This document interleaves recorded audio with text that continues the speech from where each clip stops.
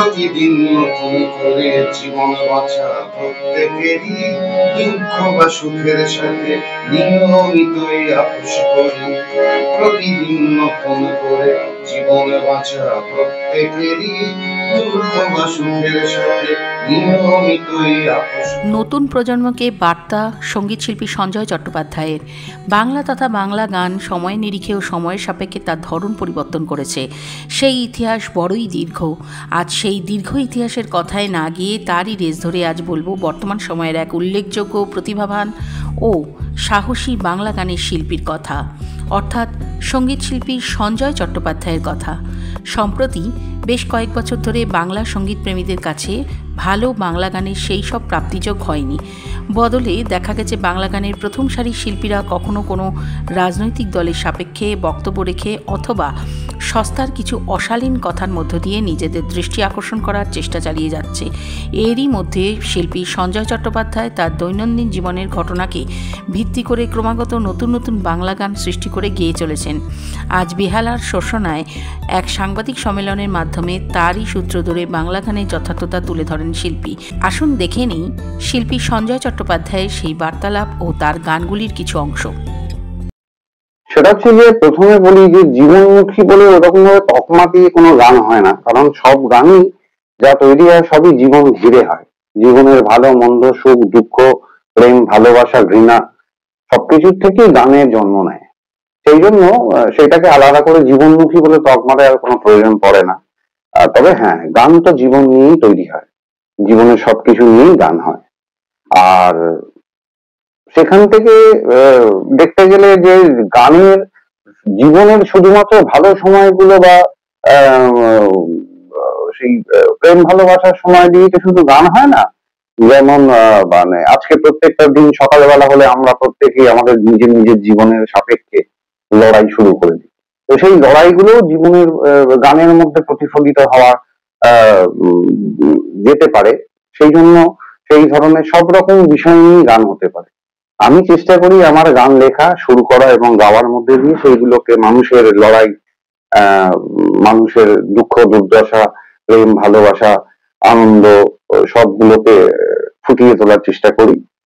ভারত সবুজে খেতে চাষেরই ধান ভাঙে, মহাত্মাজির শান্তি বাণীর তুমিও বার্তা দিলে, মহাত্মাজির শান্তি বাণীর তুমিও বার্তা দিলে। যার জন্য আমার সব ধরনের গানই লেখার রয়েছে এবং সেগুলোই করার চেষ্টা করি, মানুষের পাশে থাকার চেষ্টা করি। আসলে গান আমার অনেক, প্রচুর গান, প্রায় 200টা, নয় করে 200টা কি তার বেশি হবে, হয়তো ওরকম ভাবে তো গুনি না। তবে হ্যাঁ, সব গান তো একসঙ্গে স্টুডিওতে গিয়ে রেকর্ড করা সম্ভব হয় না। বেশ কিছু গান রেকর্ড করা, বেশিরভাগ গানই, তার থেকে বেশিরভাগ গানই রেকর্ড করা নেই। হয়তো কোনো ওই আপনাদের মতন মিডিয়ার কাছে বা কোনো কিছু, বা যে ছবির গানগুলো হয় সেগুলো হয়তো করি, প্রকাশ হয় না, এরকম হয়। তবে 200টার বেশি প্রায় গান আজকের দিনে দাঁড়িয়ে করে ফেলেছি এবং সেগুলো বিভিন্ন স্টেজ শো বা হল শো যেগুলো হয় সেখানে কিছু কিছু রেকর্ডেড গানও গাইতে হয়, কিছু কিছু রেকর্ড হয়নি এরকম গানও পরিবেশন করি। সেগুলোই হয়তো সেরকম ভাবে অলিখিত ভাবে রেকর্ড হয়ে যাচ্ছে। না, আমাদের বাংলা গানের তো ভান্ডার প্রচুর। আমাদের যে সমস্ত লিজেন্ডারি সং তৈরি হয়েছে, যে সমস্ত কম্পোজাররা, যারা লিরিসিস্ট, যারা গীতিকার ছিলেন, যারা সুরকার ছিলেন, তাদের তো কোনো তুলনাই হয় না। এবং একটা সময় তো এরকমই ছিল যে বাংলা গানের ধারা নিয়ে গিয়ে হিন্দিতে গিয়ে প্রচুর এরকম উদাহরণ রয়েছে যে হিন্দি ছবি, হিন্দি বেসিক সং তৈরি হয়েছে, একই জিনিস মানে যেটা বাংলায় হয়েছে সেটা পরবর্তীকালে গিয়ে হিন্দি ভাষায় লিখে একই সুর রেখে তৈরি করা হয়েছে। সেটা তো আমাদের গর্বের বিষয়। কিন্তু আজকের প্রসঙ্গ যেটা আমি বলতে চাই সেটা হচ্ছে যে সার্বিকভাবে সেটা হচ্ছে যে আমাদের বর্তমানে বাংলা গান সেইভাবে মানুষের কাছে জনপ্রিয়তা লাভ করছে না। তার কারণ অনেক হতে পারে, তার সব কারণ হয়তো কিছু কারণ আমার জানা নেই, অজানা থাকতে পারে, আবার অনেক কারণ জানাও থাকতে পারে। তবে আমার যেটা বেশিরভাগ, আমি তো অন্তত তৈরি করে চলেছি। এখন জানি না সেই সব গান মানুষের কাছে মানে সার্বিক মানুষের কাছে যদি পৌঁছয় তারা বিচার করবেন আমার গান ভালো কিনা বাংলা গান হিসেবে। কিন্তু আমার যেটা বক্তব্য যে আজকের দিনে দাঁড়িয়ে যারা বাংলা গানের শিল্পী হিসেবে পরিচিত তারা বাংলা গানটার দিকে নজর কম দিয়ে তারা অন্যান্য ভাবে তাদের নিজেদের মাইলেজটা বা ফুটেজটা নেওয়ার চেষ্টা করছে। আমার মনে হয় একজন শিল্পী হিসেবে সেইটা থেকেও অনেক বেশি প্রয়োজন যেটা বাংলা গানের দিকে নজর দেওয়া, ভালো ভালো বাংলা গান তৈরি করা, সেটা গীতিকার, সুরকার, গায়ক প্রত্যেকের জন্যই সেটা আমার মনে হয় আগামী দিনে বাংলা গানের জন্য সেটা মঙ্গল। না, সহধর্মী ব্যাপারটা নয়, ব্যাপারটা হচ্ছে আমাকে আমার জীবনে প্রত্যেকটা জীবনে লড়াই করতে গিয়ে রাস্তাঘাটে চলতে ফিরতে ভালো মন্দ সবকিছুরই সম্মুখীন হতে হয়। সেইগুলোরই প্রতিফলন আমার গানে আসে এবং কিছু কিছু ক্ষেত্রে আমার জীবনের অনেক ঘটনাও গান হিসেবে প্রকাশ পায়।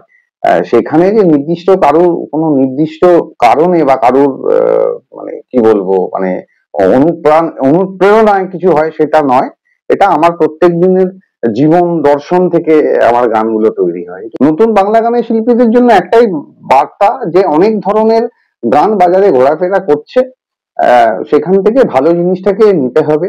শ্রোতাদের জন্য সেই একই কথাই বলি যে তারা এই মানে বিকৃত বাংলা গানকে একটু বাদ দিয়ে ভালো জিনিসগুলো, এগুলো হচ্ছে না তা নয়, বাংলা গান হচ্ছে, ভালো হচ্ছে। হয়তো সেই শিল্পীরা সবকিছু ঠেলে ঠুলে সামনে আসতে পারছে না, তার জন্য অনেক কিছু কারণ আছে, অনেক রাজনৈতিক কারণ থাকতে পারে, অনেক ভেতরের অনেক পলিটিক্স থাকতে পারে। কিন্তু আমি বলবো যে আগামী দিনে শিল্পীদেরকে যে বাংলা গানের পুরনো যে ঐতিহ্য, যে পুরনো যে আমাদের গর্বের যে জিনিসগুলো আজও পর্যন্ত আমরা যেগুলো নিয়ে আমরা গর্ব করতে পারি সেইগুলোর কথা মাথায় রেখে মর্যাদাপূর্ণ বাংলা গান তৈরি হোক, আগামী দিনে শিল্পীরাও গাক, আমাদের জেনারেশনের শিল্পীরাও গাক। এই ধরনের বাংলা গানকে সমৃদ্ধ করা আমাদের শিল্পীদের কর্তব্য এবং দায়িত্ব বলে আমার মনে হয়।